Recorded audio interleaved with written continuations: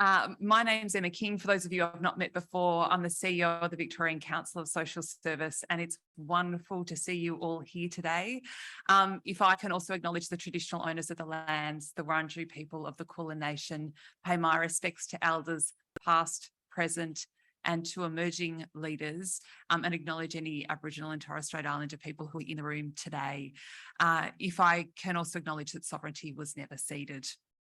So we're here today. It's an AGM and also a pre-election forum with the state election now only weeks away. And we're incredibly lucky in terms of having members of parliament who are incredibly busy, but are spending their time with us today. We will have time for other reflections, etc. later, but we're keen to jump straight into the panels, particularly because we know fundamentally people are booked back to back. So we want to make sure that we're making the most of the time that you have. So in terms of today, it's an absolute privilege to have 6 members of parliament across the political spectrum. And we've got 2 panel discussions today that are going to allow for a fantastic discussion, I think. So for our very first discussion, if I can welcome to the stage, if you could join me in welcoming Minister Danny Pearson, Liberal Party Deputy Leader David Southwick, and Greens Leader Samantha Ratnam. And I know there's going to be certain orders for chairs because of the captions. So does anyone need to direct? Who's closest to me? Oh, names on the chairs. I should have realised. Yeah. Danny, thank you. So as I mentioned earlier, and a sincere welcome to and thank you to all of you. We're really keen that this panel be future focused because we think, you know, as we're heading towards the election, we're looking towards the Victoria that we want to be and the Victoria that we want to live in. We are really keen that that be a focus. So we'll try to keep the questions, and I might cheekily suggest the answers pretty succinct so that we're able to move through a number of topics today and to get the most out of our time together as well. So what I might do, just by way of introduction before we throw to the audience, and if I can flag as well, we've got at least a couple of hundred people who are watching online. So we are intentionally going to try and balance the questions between in the room and online just to make sure that everyone gets their say and we make it as interactive as possible. So I might start with closest to me. So in terms of the same question to each of you as a beginning. So as we look to the future, what's one big social policy or reform that you want enacted in the next term of Parliament? And I'll start with you, Danny, if that's okay. Oh, can you hear me all right? Yeah, great. No, thank you. And I want to start also by joining the acknowledgement to country and to thank VCOSS for putting on this event. Look, government's a great gift and I've been very fortunate and privileged to have been a member of this government for 8 years. And I think that if we're lucky enough to be re-elected in 29 days' time, you know, for me, I think as the Minister for Housing, we've got the opportunity to really push the dial and to do things differently. Housing, homelessness, there's some really big questions we need to answer. And it's about trying to find ways of dealing with really complex and complicated cohorts and finding a solution that really addresses this issue. I'm really pleased and delighted we've got a federal Labor government who's showing an interest in these questions. And for me, I think it's a chance of working in collaboration with the federal government, with the sector, to try and find ways where we can really shift the dial and make a significant difference for people who are suffering homelessness or at risk of becoming homeless. And I think particularly, and I'll finish on this point, I think there's a really great opportunity for us to tackle issues around women who are aged over 55, who have just been, got a really bad deal from society for decades. I think we can do something really different and innovative to ensure that women aged over 55 have the dignity of their own home to live their life with respect and dignity. And that's something I'm really passionate about. Thanks, Emma. Thank you, Danny. Go to David next. Yeah, thank you very much, Emma. If I could also acknowledge the traditional custodians and the welcome we've had before, and to you, Emma, to Damien and all the board and the great work that you've done, and the platform that you've put together, I think is really solid. So congratulations to that. Danny, Samantha, Fiona, Rod and Andy that have all joined us, my parliamentary colleagues. Look, I think the challenges that we see now, unfortunately, have only continued to get worse over a number of years. So COVID has certainly given a bit more emphasis into some of these issues, as we all know. But we've been all talking about homelessness for a number of years now. and it just can, particularly things around youth homelessness, issues around our vulnerable more broadly. These are issues that I think we need to look at a different way of how we approach these things. So for me, it's very much a bit more big, bold ways of doing things. And rather than having the government as the answer to all of these problems in a more traditional way, I think we need to start looking at a different approach to how we solve some of these big problems. And I think a lot of the answers sit with many of the sector members in the room and the stakeholders and the community organisations and the volunteers that are at the coalface, that see it, that do it, that run it. And I think having, with all respect to departments and what have you, that might provide a whole lot of advice, but I think governments need to stop taking advice from departments and start to listen to the community and the key stakeholders, and really partner with the many people at a coalface that have the solutions. I think the solutions are there. In fact, I think the solutions, many of them are in the room because many of your members deal with it every day, but it's about how we actually empower and work with those stakeholders going forward. Thanks, David. And Sam. Thank you, Emma. Thanks so much for having me here today. I too would like to acknowledge the Wurundjeri land that we're meeting on here today and pay my respects to elders past, present and emerging. For the Greens, housing is the biggest social policy issue that Victoria confronts. We're moving from crisis to catastrophe when it comes to housing and what is not happening with building more affordable housing in this state.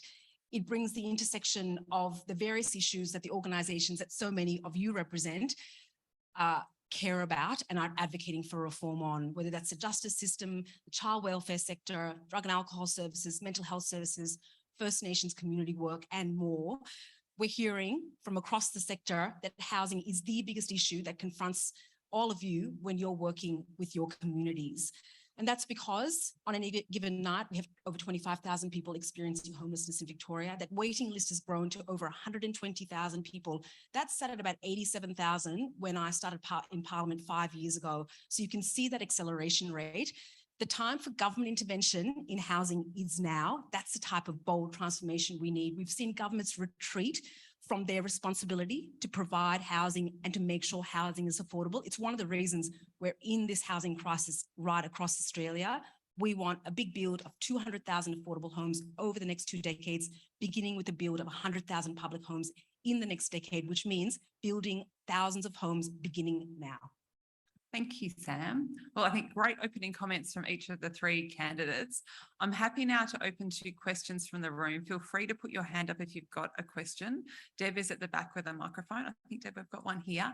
And Libby is also monitoring the online questions. So again, if you're online, feel free to pop your questions in the chat and we'll flick between the two. And if you wouldn't mind saying your name and where you're from when you ask a question, stand up if that's possible. That would be fantastic. Thank you.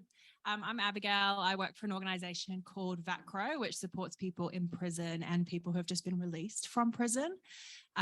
We've been operating in Victoria for more than 150 years now, and in that time we've seen an increasing reliance on a carceral response to crime and an absolute explosion in the prison population in this state. Unlike the last election, we haven't heard too much about justice this election. So I'm wondering if you could share for us what your party's justice platform is and what your plan is for reducing the size of the prison system. Thank you. Thanks, Abigail. Are you happy if we go in the same order this time? Then I might flick it around next time. So Dan, if you're happy to go first. Yeah, look, thanks very much for the question. Look, I mean, I think we've got to strike the balance right between making sure there's an appropriate punitive response for people who do the wrong thing, but we've also got to make sure that we have that investment up front where we reduce the risk and we minimise the risk of that occurring in the first place. And, you know, that's why as a government, we've invested heavily in education. It's why we've fixed TAFE and why we're making further investments in TAFE.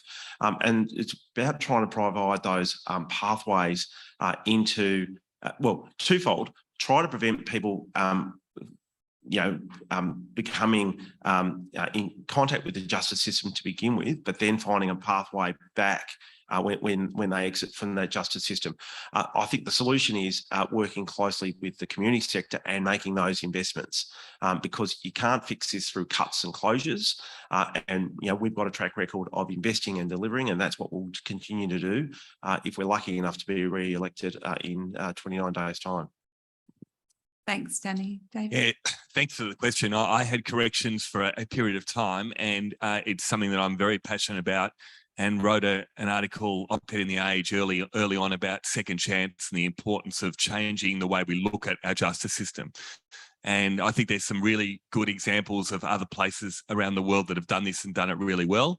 And there's got to be more work in terms of differentiating between what is a serious crime and what is one in which people end up doing something, and once they get into the justice system, the if you like, the roundabout of just being involved in. So we've got to be able to break that. We've got to have more emphasis in the early period. Also, I think the support once people do get out of the justice system and what is there afterwards. So some really good models. We've been working with, looking at an organisation called Street, a social enterprise, which is about employment opportunities for once people come out of prison. So we need to be able to provide those support mechanisms are there. And, I think that is a really important part of all of this.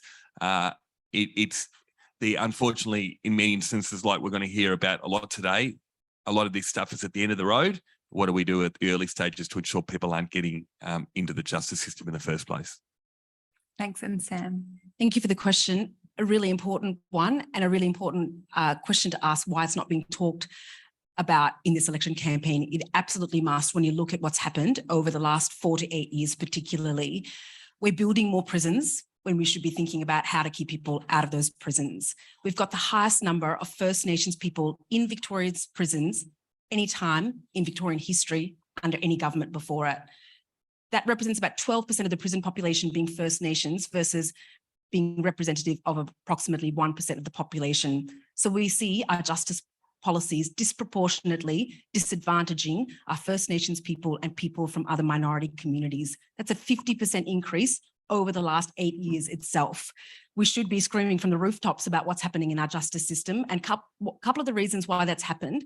One are the bail reforms that were, if you can call them reforms, but bail laws that happened in this race towards law and order type of justice policy over now a couple of decades. We've seen this kind of infused populist policy where governments want to look like the strong men, essentially, when it comes to justice and being the cop on the beat, as opposed to thinking about rehabilitation and preventing people from entering prisons in the first place. We need to reverse that reverse onus test that's crept into our justice system, which means that we have more non-sentenced women in our prisons than sentenced women. For minor offences, we are criminalising people, throwing them into the justice system as opposed to thinking about the rehabilitation pathway. We also haven't raised the age of criminal responsibility in Victoria, despite calls from global bodies, First Nations communities, and now communities right across Australia who are saying we've got to stop criminalising children. Children as young as 10 do not belong in prisons. But when you have draconian kind of law and order punitive policies guiding justice policy in this state, that's what you end up with. So a couple of reforms to start with: bail reform, raising the age of criminal responsibility, and my colleague Tim Reid, who's got the justice portfolio, is going to be announcing some pretty transformative justice policy over the next few days, so watch out for that as well. Thank you. Thanks, Sam. As you suggested, we've all got lots to look out for over the next little while as well. Now, I'll go to questions from here. I'll just look at Libby in terms of anything. I've got I've got multiple people. Nina is next. Thank you. Thanks, Emma. Thanks, panel. I'm Nina from Victorian Student Representative Council, with a peak body for Victorian students, school-age students. Uncle Tony's speech really made me want to ask this question. We've had historic and significant investment in education recently, which is fantastic. But we're in 150 years this year of public education. We have an education system that is built on colonialism. Students are experiencing a mental health crisis that they've declared. We've got massive teacher workforce issues and leadership burnout. We'd like to know who is prepared to take those big steps in education reform and really make a difference for Victorian students so that education is equitable and will help some of these other major policy changes that need to happen. Thanks, Nina. And I might start with you this time, Sam, and then we'll go back. We're absolutely happy to take the type of bold transformative action that is required to make sure that our public education system is genuinely free, is genuinely public, and provides a type of education that every Victorian should have access to. At the moment, Victoria, when you talk about broad education policy funding, we underfund our public schools to the tune of $1 billion a year. So that racks up year on year. So we're not only trying to keep up with increased demand in the future, we're trying to rectify the deficit that is now racked up over many, many years. My colleague Sam Hibbins, just over the last few days, announced what that will take. We've got a costing over approximately $1.5 billion that can start redressing that SRS funding gap that we've seen in public education for so long. And we know that that is one of the basic starting points you have to address before you start thinking about how to address other aspects of the education system. So it starts with equitable funding. It does require cooperation from the state and the federal governments, but we can't have governments wringing their hands. We've got private schools overfunded to the tune of $90 million a year, public schools underfunded to the tune of $1 billion a year. We have to correct that balance. So we're putting forward plans to correct that balance as a starting point and add more to the education system, but I'll keep it there. Massive question. I mean, we all talk about our children being our future, but we still don't have anywhere near what we need to do in terms of our education system and investing at the very, very early years. I mean, right the way through childcare, and I know that both Liberal and Labor have year 3 and 4 childcare free in terms of making that commitment. But all the way through, particularly if you look at a lot of our education system in our schools and at the early years, we've got to ensure that everybody has access to the basics. And I think the last 2 years particularly has shown, when we had to resort to Zoom, that there was a big difference between those in the private system and those in the public system, and the fact that many of the kids didn't have access to the basic technologies to be able to have an education. It's just not good enough for our kids to effectively have 1 hour of class, which many of them did, and spend the rest of their time having to just cope. It really highlighted the last 2 years the fact that we've got to ensure that every child, no matter who it is, gets the same access. And I note that certainly in recent times the capability was increased, but I think there are these types of times where issues like this have been highlighted. The gaps needs to be filled, and we need to ensure that all children, no matter who they are, where they are, whether they're located in the city of Melbourne, all the way through to regional Victoria, that they will have access to a fair and equitable education. Yeah, so look, David's right. It's a big question you ask. I guess, from my experience, we've got to invest in those early years, because the first 1,000 days of a child's life is critical. And so free kinder for 3-year-olds and 4-year-olds, I think, is a really important start. I think in terms of what we've done as a government, I mean, we've invested literally billions of dollars in new schools, in upgrades, right across the state. I'm the state member for Essendon. Every single school in my electorate has been upgraded in one form or another since 2014. And we're continuing to make those sorts of investments because we recognise you've got to make those investments to create the right learning environment for students. To your point in relation to colonialism, I mean, I think that my view, I think, on treaty is it's an opportunity to develop a deeper appreciation and a level of respect for the way in which Indigenous Victorians cared for country for tens of thousands of years.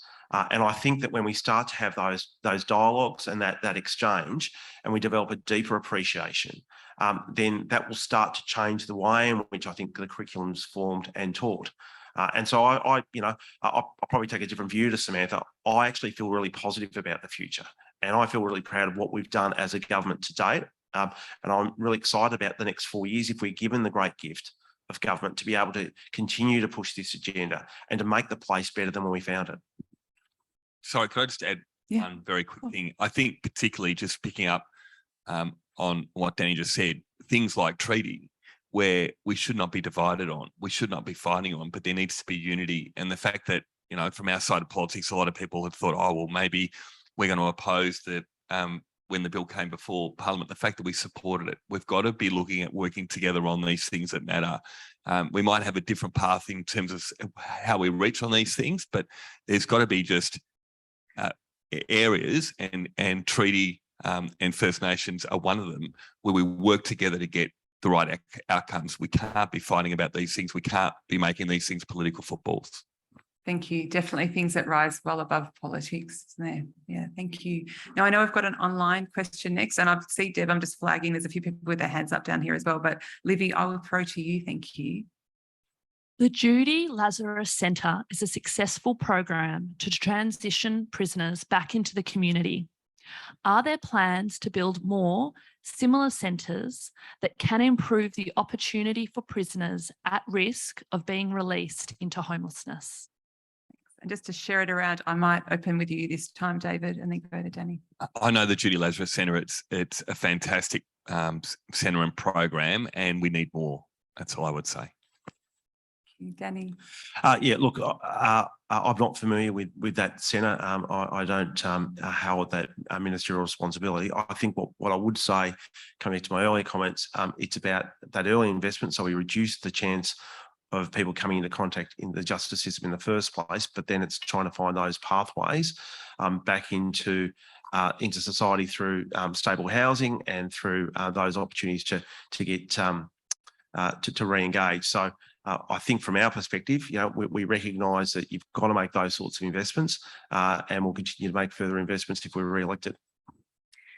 We absolutely support the types of programs and supports that help a pathway out of the justice system to ensure that we avoid that recidivism that we're seeing so profoundly within the current justice system, because we just don't have the aftercare and the preventative type of work that we need in Victoria.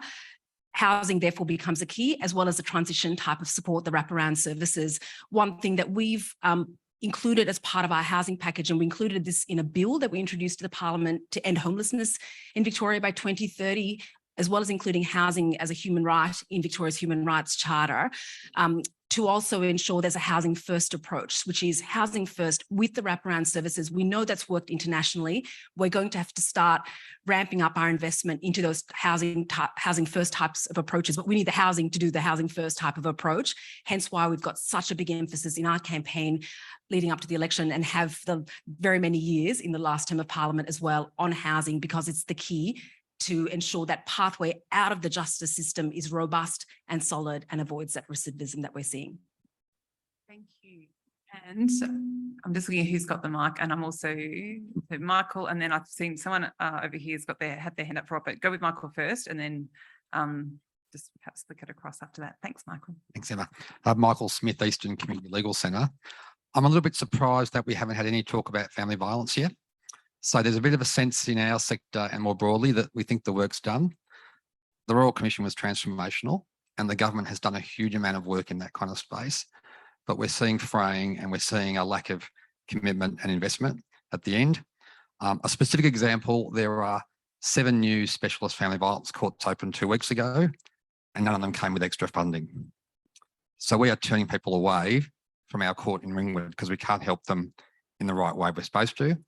And we'll have to say to clients, go to Moorabbin or Heidelberg, you will get the service you need there. So I'm keen to hear what the plan is for that problem, but also the real commitment to family violence on the agenda. Danny, I might start with you this time. Yeah, no, I appreciate the question. I think, look, from the government's perspective, the decision to embark upon having that Royal Commission, I've been to many state conferences for the Labor Party over decades, and I think the best speech I ever heard a leader give was that one that the now Premier gave back in 2014. And look, as a government, we took the bold step of having that Royal Commission. We made the commitment that we would implement each and every one of the 227 recommendations. I don't think any of us think that just by doing that Royal Commission and providing that initial funding, the problem disappears or goes away. I think that what you start to unearth is that there are some deep-seated elements of gender inequality in parts of the community, in parts of society, and we have to keep on trying to keep on fighting and keep on pushing. And I think that probably the way I look at this is, it's a bit like if you had said 5 years ago or 10 years ago that Roe versus Wade would be overturned in America, no one would have thought that would be the case. And I think what Roe versus Wade demonstrates is the fact that we have to constantly keep fighting and keep pushing. So I think that, from my perspective, we'll keep pushing this along. As part of the big housing build, we've allocated 1,000 dwellings for victims of family violence, and I've been out into your community and I've spoken with victim survivors who now have the safety and the dignity of their own home, and will continue to do that because it's the right thing to do. Yeah, look, it needs a lot of work at a number of different levels. The education, as Danny said, is really important. I think certainly the funding in the services, note there's been a lot of work done with Victoria Police, which is very important in terms of dedicated training. There needs more work in that. I come back to what I said right at the very beginning in terms of a number of the community organisations that are there to pick up the pieces, unfortunately, but also have a really good understanding and provide that useful support mechanism. I note that Fiona, Patten and I are patrons of an organisation called Impact that do an amazing job on the ground in terms of being able to provide basic relief, referrals, and that kind of stuff is really, really important. Coming back to what Samantha said before around housing is absolute key as part of this as well. Emergency housing, the fact that you find many women at the absolute crisis point that there isn't housing available is just not good enough. So there are a number of things that need to be done here. Certainly agree that we've at least got some kind of, we know the problems. We know that the issue is not going away. We know that certainly over the last few years, again, it's one of the things that really got worse for a whole range of different reasons.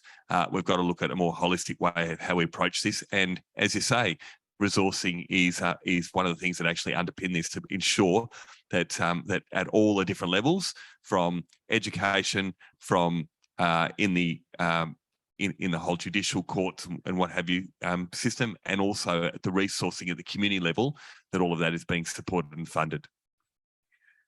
Firstly, thank you very much for the question. Such an important one that should be front of mind for everyone, particularly every member of Parliament that's elected to the next Parliament. Firstly, want to commend the government for the Royal Commission into Family Violence. Absolutely groundbreaking work, as was the Mental Health Royal Commission. Now comes the task of implementation. So 8 years post the Family Violence Royal Commission, we've had some really good investment, service reform. We're hearing a number of those things are working well, and we've been doing quite a bit of work in this area too. However, what we're also hearing, concur with your reflections about the gaps that are emerging. So a lot of money going into the intake assessment side of the family violence system, as should be. It needed a reform. However, what we're hearing from services is we're getting therefore more self-reporting, more people coming through the intake system, but the system has a potential to grind to a halt if you don't have the service responses to be able to support the people that you've now intaked. You look down the line, and we're hearing from services about this too. You look at the crisis accommodation model, which we do have a crisis accommodation model in Victoria, but they're full because people don't have housing to go to from crisis accommodation, and crisis is a response for long-term safety from a family violence perpetrator. So we're hearing that people are now staying in refuges for 8 to 9 months, and these are places where you should only spend a very short amount of time and then transition to hopefully stable and secure housing. But because there isn't housing, people are getting stuck in the refuges. So here you start to see the potential for the system to get backlogged and grinding to a halt to the point that people are stuck at the intake system, let alone the funding issues that you outlined in the legal system. So all the ancillary services that we need to ensure that someone can secure a pathway away from family violence to a secure future includes that legal support, includes that legal surety, whether it's protection orders, etc., that are built around that person. So we absolutely acknowledge more investment needs to occur and more work needs to be done. Great people doing this work. I absolutely commend the teams that are doing this work, but we need funding support. We've also been doing specific work on family violence responses to culturally specific communities, First Nations communities. There's a gap emerging there where a lot of grassroots organisations are saying they're not getting the funding despite them doing the work often on a voluntary basis. So we've outlined a funding commitment for quite specialist services, but recognise the need to maintain vigilance for deep investment in securing this new family violence support system, getting properly, fully functional, so we can realise the ambition and the vision of the Royal Commission. Thank you. Now, I'm just flagging as well. There's lots of people with their hands up. The next question is online, and we have at least 2 of our ministers who have to leave by 10:50, which gives us 5 minutes. So just setting expectations in the room. I will throw to Libby, and perhaps in terms of answers this time, Sam, we'll start with you. Thank you. Poor oral health is one of the strongest indicators of social disadvantage, impacting on overall health, nutrition, and employment opportunities. Can the next term of Parliament see a more collaborative approach to tackling this problem? Absolutely. When we think about oral health and dental health, when you talk to anyone, they gasp with disbelief that we treat somehow oral health as separate to our general health. My federal colleagues particularly have been talking for a number of years about ensuring that oral health and dental health is part of our overall healthcare system. So we've been talking about Denticare, incorporating the dental healthcare system into Medicare. We're also talking about that for mental health care because our minds and our well-being are part of our overall health. So we'll be pushing for that reform. My colleague Tim Reid has also outlined plans to ensure there's more support going to the public dental system in Victoria. There are things that we can do at a statewide level as well, and we've outlined those plans. But some of the biggest pushes now come at the federal level to ensure that dental becomes part of Medicare. Thanks, Sam. Yeah, look, absolutely. Ironically, I was talking to our Shadow Health Minister, Georgie Crozier, this morning on the way up here, talking about that very important issue. So we will have more to say in terms of details around our policy there, but it is a key issue that we need to address. Yeah, I think from the government's perspective, that's exactly why we established the Smile Squads, to go into schools to give kids the very best chance in start of life. And we'll do more of that if we're given the opportunity to serve the people for another 4 years. Thank you. Now I can see there's a million hands up, and we've got what I would say, if you've got a question, we have time for one more question. You've got Paul McDonald's got the mic, and people are going to have to keep it super quick because we have got 3 minutes for everyone. Okay, thanks very much, Emma, and thanks to the panel. And I just wanted, Paul McDonald from Anglicare Victoria, and I just want to raise about the issue of youth housing in this state. And I know, Minister, we've had discussions and in the time, and first of all, recognise the $5 billion housing build, and congratulations to that, and also the decision on Homestretch, which has allowed a lot of care leavers to transition when they're ready to go rather than when the state at 18. So in recognising that and looking at the investment, we've only really had a committed 1% of that $5 billion build to youth housing, being around 70 mil, so just a little bit over 1%. We've got about a 27% youth homeless population, yet we've got a population of about 1.2% of youth in social housing. So we've got this disparity here in relation to housing stock, but in fact actually needing to I think, chaperone this cohort, chaperone young people directly into housing. I'm just interested in the panel just to expand on their policies about youth housing going into the election if they were successful in being elected. Thanks very much. Thank you. And we might go David, Sam and Danny. Thanks. Yeah, look, I think if we head down the traditional model, we're not going to achieve what you're suggesting. I think we need a bit more of a different approach, which comes back to other ways of being able to build these homes. I know I've had conversations quite a few years back with Anglicare that had some different models and different approaches of how we build, how we invest.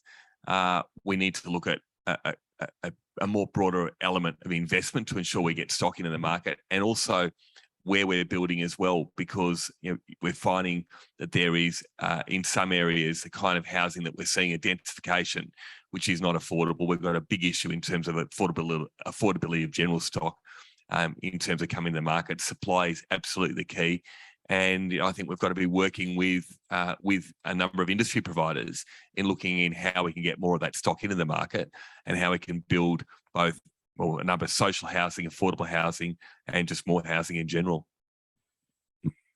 Thank you, Paul, for the question. Absolutely, we need youth specialist housing. So there is absolutely space and necessity for specialist housing providers. Youth is one of those categories. We've also talked about a youth housing guarantee to ensure that young people are prioritised for housing when they require it. But for us, it comes fundamentally down to ensuring there's enough stock to be able to provide that specialist housing. To have enough stock, because what we've been doing for so many years is thinking about incremental reform when it comes to housing, adding a little bit here, throwing a little bit of money there. It's not working. It's the reason why we're at this crisis level in Victoria at the moment. You've got to start building tens of thousands more homes. So you have the stock moving towards kind of like a universal housing model, which we've seen work internationally very, very well, essentially ending street homelessness in Finland, for example. when you have the stock, you can start thinking about specializing and ensuring that you have priority access for cohorts of people who need that priority access, which includes young people. Hence why we're pushing housing very, very significantly. And what we've seen for so long is governments say it's too hard to fix and come up with these really convoluted and complex models to solve what it essentially can be a very simple model that governments employ to fix the housing crisis, which is build more public housing. We've seen it work in Australia before. You see the post-war boom of the housing that was built. Often the stock that we have is that stock that was built back then. We've relinquished that ambition. We've got to bring that ambition back. We've seen it happen in other countries where they've started to build more public housing stock. They've rapidly started to make an indent into their housing crises. We've got to build at least 200,000 affordable homes in the next 2 decades, 100,000 public homes in the next decade. Yes. So look, I mean, I'll disagree with what Samantha said. I mean, I think $5.2 billion is not piecemeal reform, and a commitment to over 12,000 homes being built is nothing to be sort of sneezed at. We recognise, though, that there's an opportunity to partner with Canberra, and I'm really pleased that we've got a housing accord. I think it's also important that, we've all got to put our shoulder to the wheel, and there's been times when housing developments have been stalled, either through actions by the Legislative Council in trying to prevent these developments getting away, and I don't think that's really constructive or helpful. We've got to work together constructively and collaboratively with community. We've got to work with the sector to find innovative solutions. And I really appreciate what Anglicare has done in this space to date, and I think there is an opportunity. And I think that again, I disagree with the old model of unelectable, unaccountable bureaucrats imposing housing solutions on community, which is what we saw in the 1960s. In 1970s is not the way to go. The state is not the sole arbiter in terms of what should be delivered for community. We need to work in partnership with the community sector to find a variety of housing solutions, because this issue is complex. But I take your point, there is an opportunity to work constructively to tackle these issues in relation to the youth housing crisis, and I'm confident through collective and collaborative actions, we will get there. Thank you. Fantastic questions and incredibly generous from Minister Pearson, David Southwick, Sam Ratnam to be here today. I do have a small gift to thank you all, and we will do a little photo op with it if it's ready. So if you remember last time, and I think David and Sam, you might have been here last time for our VCOSS, election advent calendar. So from Tuesday, you can open a window and you're going to see a brilliant policy idea that you are all going to want to announce and implement. And despite the oral health question, there is a chocolate underneath each window. We do have another small gift for you as well, but if we could do a little photo op with our advent calendars, that would be fantastic. Thank you.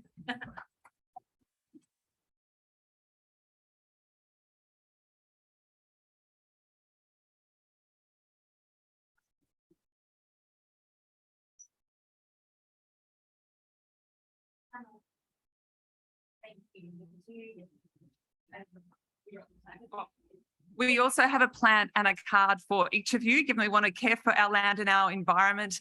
And if you can all just please join with me in a huge round of applause. We know that you are all working the hustings, you are working incredibly hard, and you have made time for us today. And we also know how dedicated each of you are to each of your communities and to genuinely making Victoria a better place. So a sincere thank you from me and a sincere thank you from everyone in the room.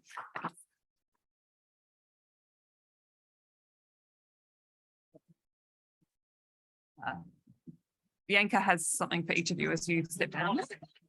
Sorry. That's right.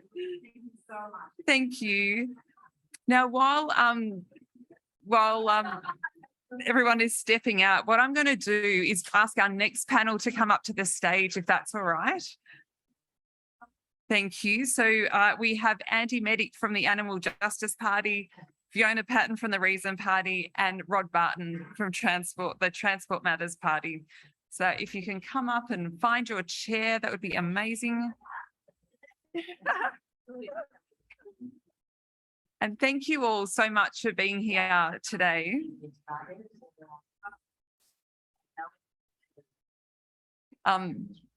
Your gift at the end has clearly been disclosed, but that's okay.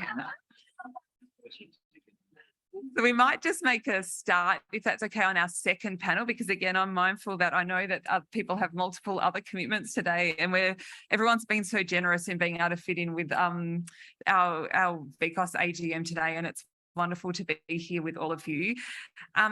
I might begin by us just asking you the same first question that I asked to the panel previously, and perhaps to go in order.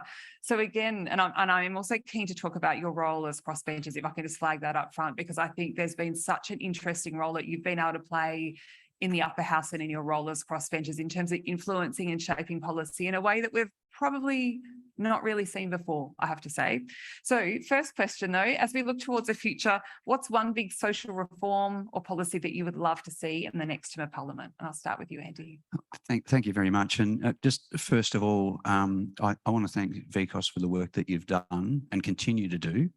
But not just that, I would normally make some sort of an acknowledgement myself about First Nations people, but I can't think of anything that I can say that can contribute even to what we witnessed this morning. And I'll echo those sentiments and agree with them 100%.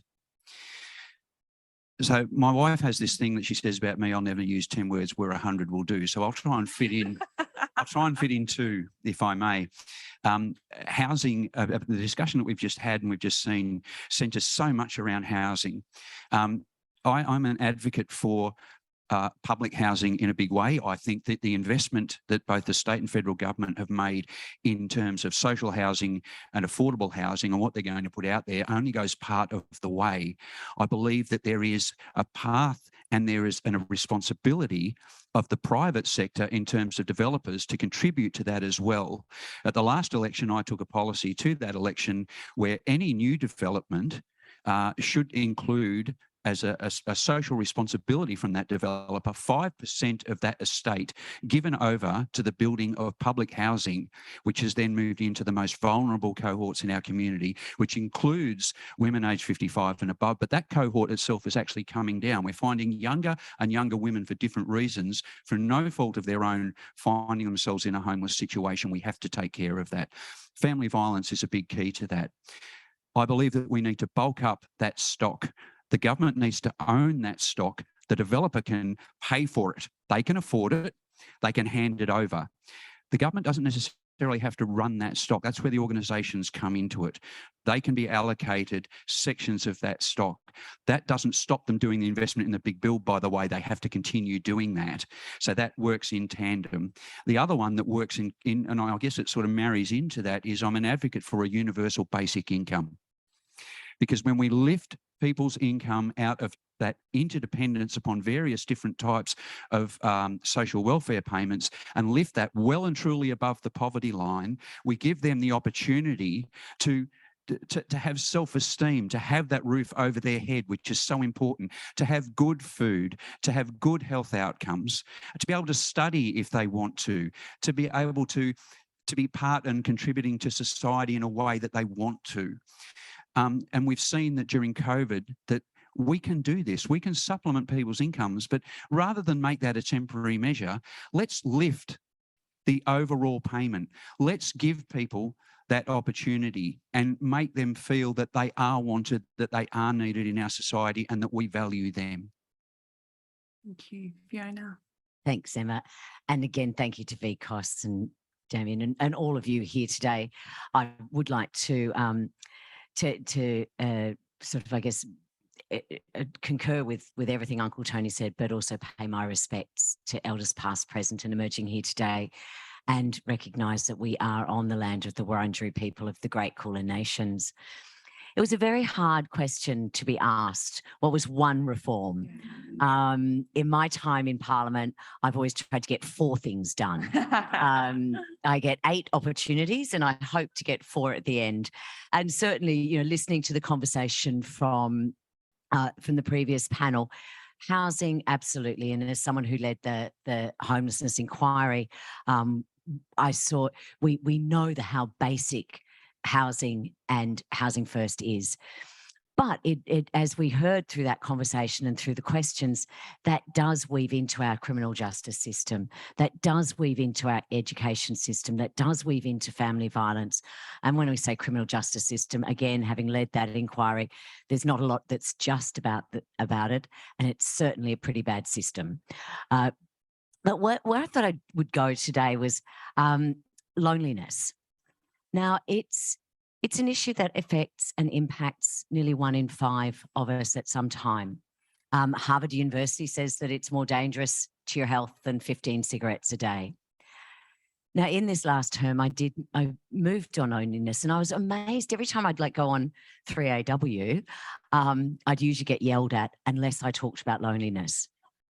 And then people called in and they all felt it deeply. They all knew a young person or an older person or a neighbour who was experiencing it. Now, we pushed for a loneliness portfolio. In fact, I pushed for a minister of loneliness. Now, I didn't get that, but I did get a parliamentary secretary for social inclusion and ending loneliness. So next term, I'm very keen. So we're at the starting line now. We've got a government who has agreed that we need to deal with this issue. So next term, if I am fortunate to be elected, I want to make sure that loneliness actually does get addressed, and we do end loneliness, because we know the impact that that has on people's lives, and we know how important it is for our social cohesion, for our trust in our systems. Samantha initiated an extremism inquiry that, again, I was the chair of that committee, and we saw how social isolation and loneliness can also lead to extremism. So I think it's a really important issue. It's not up there with housing and the justice system, but it's equally, in my mind, something that I'd like to achieve next term. Rod. Thank you, Emma. Thank you, VCOSS. It's been a journey for me, because I'm not a career politician, as most of you know. That's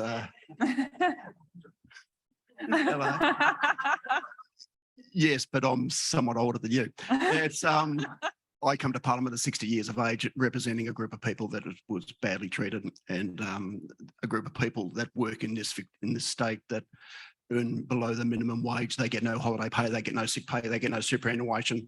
We've had drivers, you will jump in taxis and rideshare cars, who have slept in their cars. This is not the society that we should be having here in Victoria. I certainly back Andy every time when we talk about a standard wage, or we call it a living wage. This is one of a great disgrace we have here, that we have thousands upon thousands of families living in poverty, and this leads to everything else we go to what we talk about. Now, in terms of what's the most important thing, I can't put it down to one, but I'm going to say it like this, is that I moved, people look at me as representing angry taxi drivers, and I think they're surprised that I'm a little bit broader than that. But I moved the inquiry to bring on the homelessness inquiry, and I have to say, with Fiona as the chair, and he's always supporting some of the most important work we do. It was a crossbencher that brought the homeless inquiry. It was a crossbencher that brought the justice inquiry. It was a crossbencher that brought myself, that brought the inquiry into kids who've got parents in custody, because all of those things have been part of my life. Every one of them, right? I lived in Housing Commission. I know what it's like to have the police take your sister away, right? It's always been a battle. It's been an absolute journey and an amazing journey working with Fiona and Andy and Sam. We're very, very proud of the work we've done. And if you think crossbenchers doesn't have any impact on government, look at our fingerprints all over those legislation coming over the last 4 years. And that's why they want us out. So.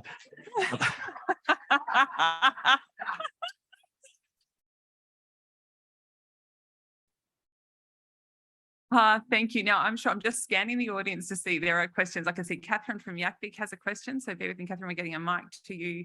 And then we've got one coming to you as well, Olivia. I will keep an eye online, but I think as well, Rod, just flagging, and actually you've all talked about this, I'm really interested to dig a bit more, I reckon, into that impact of crossbenchers. And when you just gave the list you did then about these are the inquiries that were brought forward and they're things that are dear to our hearts, it just speaks to that the important and critical role that you play. But I will throw to Kat. Thank you. Thanks, Emma. Hi, I'm Catherine Ellis from the Youth Affairs Council of Victoria, Yakvik. So there's a lot of investment in hospitals, in ambulance, in schools, education, but there's not enough investment in community in this state, in my view, particularly in a prevention and early intervention sense. And, you know, we're happy to put money into primary health prevention. We're happy to put money into early learning, which is a preventative measure in terms of education. But the community sector is always seen as just dealing with crises and being drip-fed funding and short-term contracts to deal with that as well. During COVID, you know, our sector stepped up enormously to fill gaps. They were on the front line working in PPE like health workers were, but did anybody recognise the family violence workers, the youth workers, the AOD workers who were doing that? No. So I would like to know how you as crossbenchers, probably, I'd love to see, you know, a coalition, but anyway, in the next government to champion investment upstream where it's proven. We had Deloitte do a piece of work that showed that for every dollar that goes into youth work, you get at least $2.62 back into society. So how are you going to champion shifting some of the investment, not cost, but investment in this state upstream where it can prevent people getting mental health issues, where it can prevent family violence, where it can prevent young people ending up homeless? Thank you. Thanks, Catherine. And this one I might start with Fiona, then Rod, and then Andy. Thank you. Thank you, Catherine. And yes, I admire the work that that all of you in the room have done, and particularly over the last 4 years, it has been difficult. Something that is on my radar for next year is short-term funding, and the fact that particularly the community sector and small organisations that are spending half their life putting submissions in for funding, it means that you can't secure good employers. Well, you do secure great employees, but you know, for them to get a house loan, for them to buy a car, when you're working on 12-month funding, or if you're lucky, you know, 2 years, maybe 3. I can't understand why it's good value for governments either, that thousands of people are spending thousands of hours going through submissions every year, you know, and it's particularly in the community sector, but it's in other areas, and it's particularly in women's. I've seen it particularly in women's health, homelessness, youth work, in fact, pretty much every single area that is represented in this room, AOD, etc. So that is something that I would like to see as trial, that we stop short-term funding and that we look at minimum 4-year funding for organisations. Now, sure, have a get out of jail free card if you go and, I don't know, move to Barbados with the money or whatever it is that they're scared of. But for organisations, and I think, I mean, I look at VACRO, which is celebrating its 150th birthday. I mean, I think we can trust that they're going to be around. They're not going to run off with the money. So that is probably the one area that I would like to add. Thank you, and concur, by the way. Rod.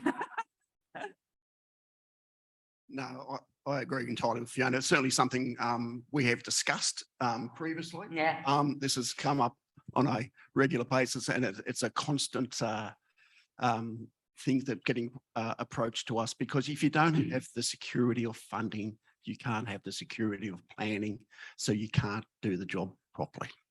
Right. So it's imperative that we can have that funding model sorted out. It'll actually save the government money, Yeah. right?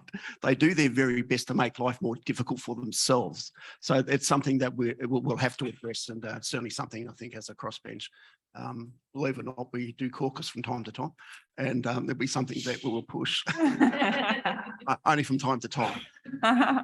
Thanks. And Andy. Thanks. Look, what a great question.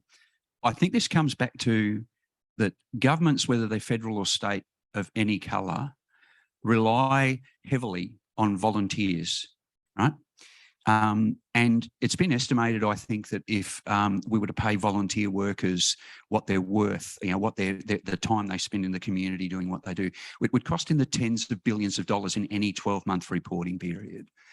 They're quick to come out with the rhetoric and say, we love our volunteers, we love the work that you do, but they don't see the organisations that sit above that in the community that really do exist on a shoestring, right?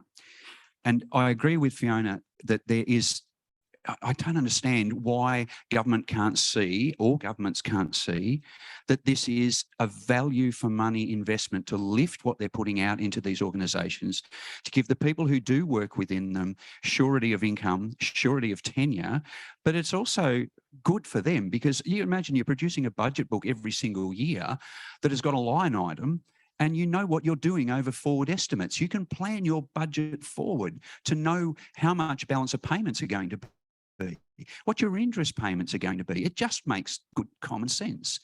But the benefit is what they won't see. The benefit to these organisations and to their employees and then to the community as a result is what is really should be at play in that long-term planning, and I don't think they see that either. And I can give you an example in the animal space that I work in a lot.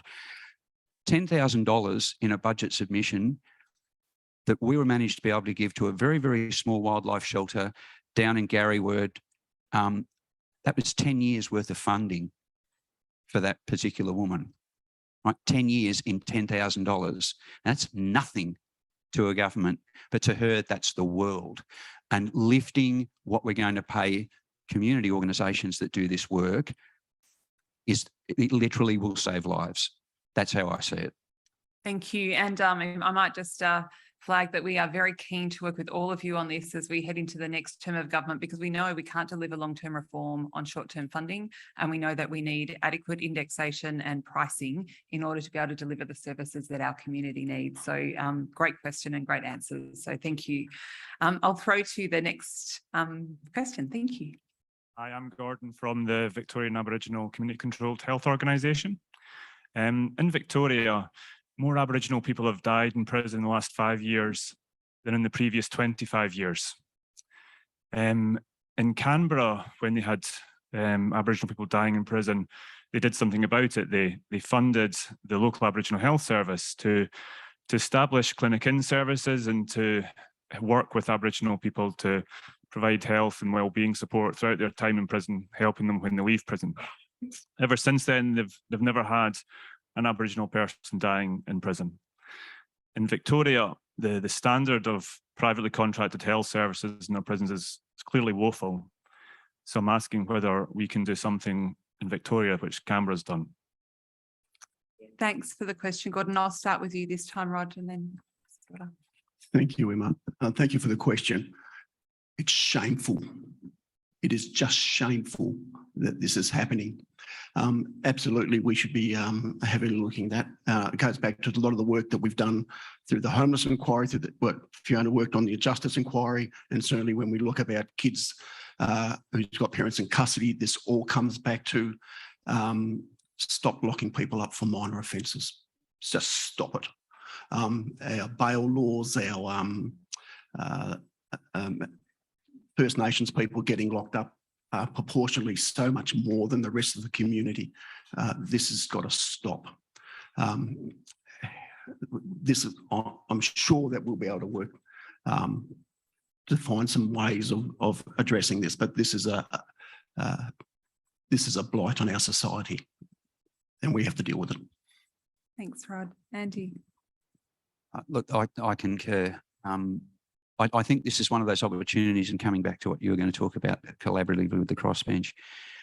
This has been a crossbench in this term of Parliament that has seen all of us coming from various backgrounds that have been able to work really, really well together, because when we see an injustice, we can unite on it and we can push the government to actually get the things done that we need them to get done to work in that space. This is one of those spaces. My concern is that we might be heading into a crossbench, particularly in the upper house, where we won't have that collaborative form of politics being at play there, that we can be united on issues like this. I won't pretend to have all the answers. I wouldn't in any way, shape or form. But raising the age of criminal responsibility is a good start. But we need to do more work in that area. And I paid attention to that Canberra response, and I think it's brilliant. But we need to be aware that as a government in Victoria, for instance, that they're not the font of all knowledge. They don't have all the answers. And looking outside your own jurisdiction for those answers and adopting those things might be the best opportunity. But certainly I'd be, you know, I know from the collegiate attitude that we all have, that we'd be certainly willing to work together to force government to make those changes and to look at those opportunities. Thank you. Sorry, that just brings back Veronica Nelson and those videos and hearing her cries. The Criminal Justice Inquiry made a series of recommendations about culturally appropriate health systems and culturally appropriate services. The government did not respond to that inquiry. Now, many people in this room made submissions and gave evidence to that inquiry. In my mind, it was quite a landmark body of work that had the voices of our community, the voices of experts, the evidence clearly laid out, and the government didn't respond to it. Now, I was furious about this because the government hadn't responded to the homelessness inquiry. So I went to the legislation, and it quite clearly says the government must respond to a parliamentary inquiry. That's it. What if they don't? Well, they don't go to jail. I'm thinking about amending that. No, I don't want to put more people in jail, I can assure you. But we do need to have some way that the government actually is accountable when the Parliament makes recommendations such as this, such as important issues as this. But so I look to work to and I'm sure my crossbench colleagues will support me in this, in actually ensuring that governments do respond to Parliament, the very important work that parliamentary committees do.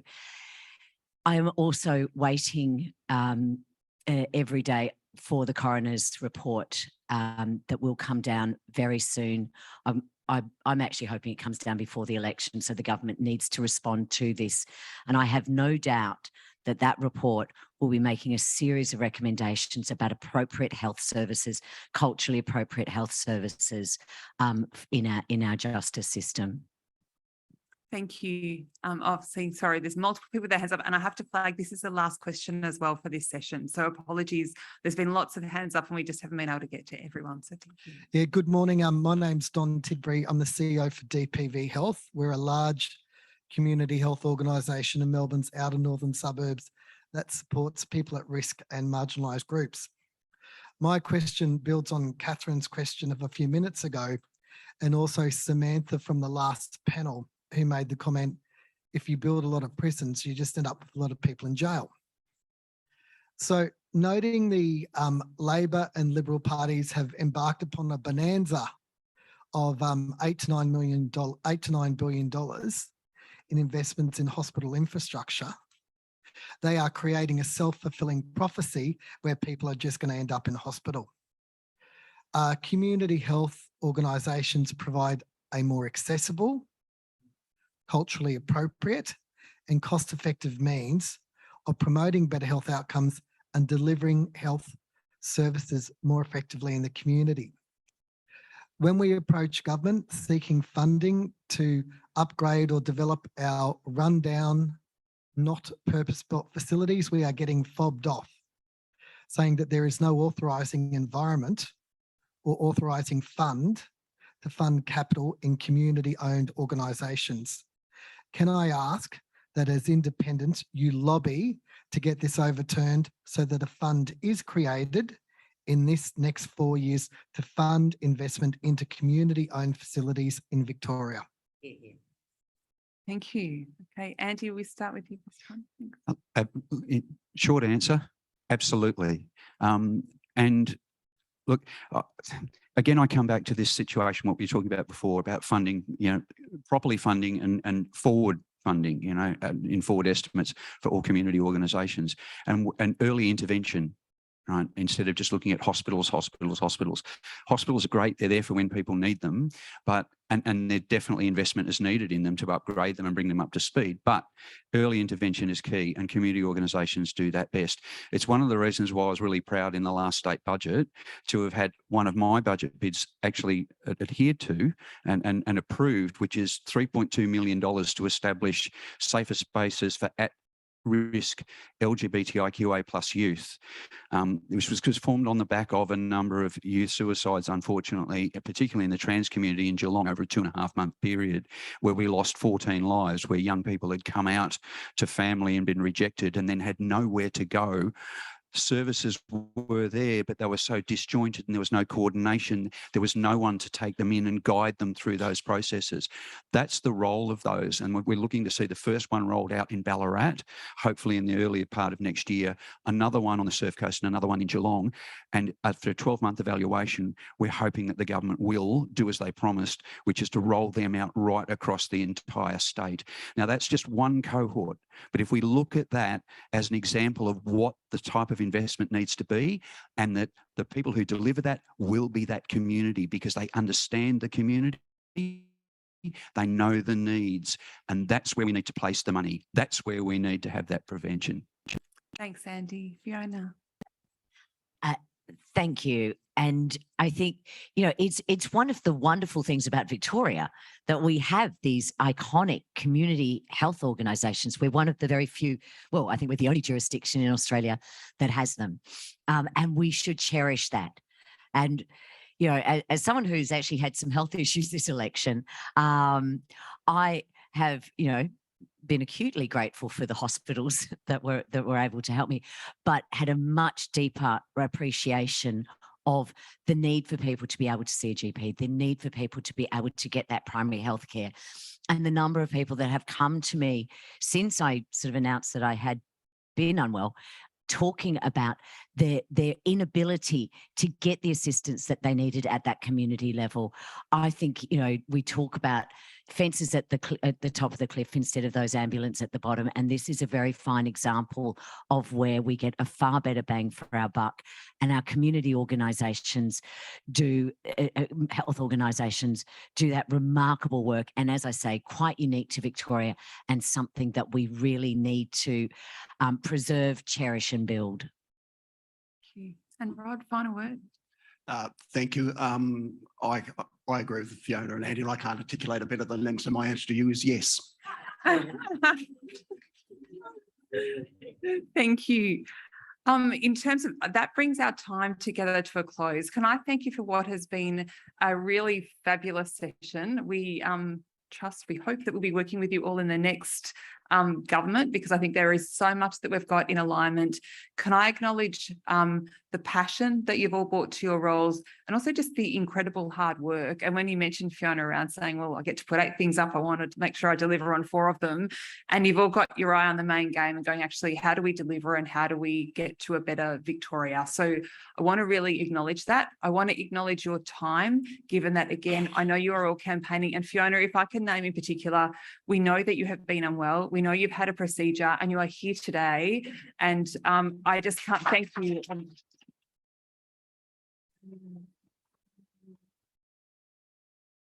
Take my left kidney, it's going. Loving single one.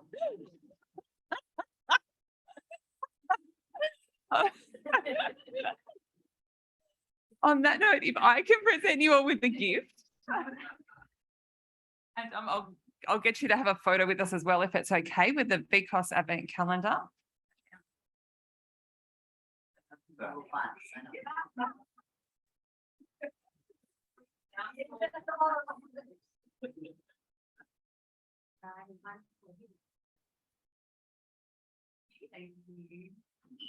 And we have another small gift of a plant as well as a card. If you can please join with me in thanking our fabulous crossbench panel. Thank you, Rod, Fiona and Andy. Thank you so much.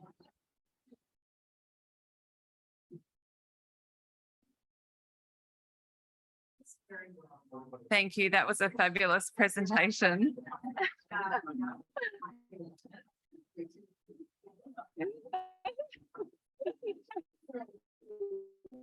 So I feel like we should have kept people up here. It would have been like a really entertaining morning. It's now my pleasure to welcome Damien Ferry back to the stage to give the President's report. Thank you.